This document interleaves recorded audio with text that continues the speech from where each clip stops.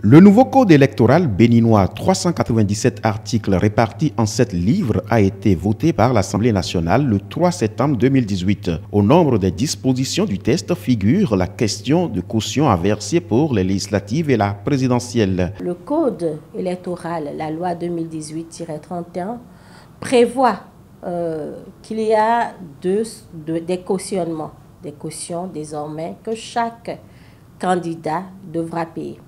Mais ce n'est pas individuel tel que prévu.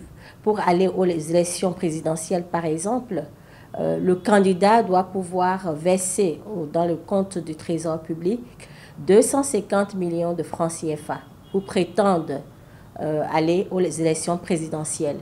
Pour le compte des élections législatives, c'est par liste, c'est par parti politique.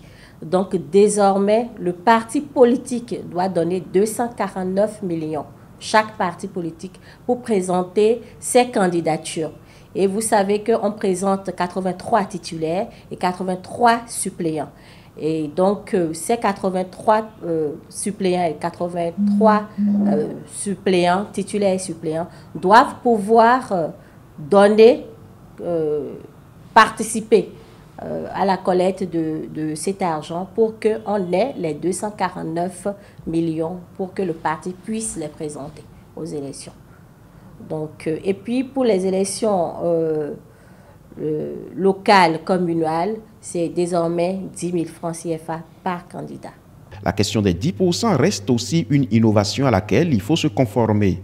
Il est remboursé si les intéressés, si les partis politiques arrivent à obtenir 10% des suffrages exprimés. Le financement public des partis politiques est mis en place pour leur participation à l'animation de la vie publique. Il y a une disposition qui prévoit que désormais les partis politiques seront financés. Donc le financement des partis politiques désormais connaît dans notre État, dans notre nation, toute une autre tenue. Ça ne sera plus des fonds occultes.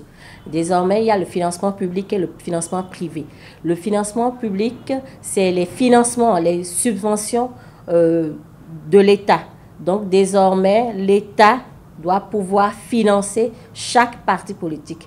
D'où la justesse de vraiment réformer et que nos partis politiques ne naissent plus dans les coins de rue, dans les arrondissements. Qu'en est-il alors de la corruption en période électorale? Le nouveau code prévoit que normalement, désormais, c'est interdit.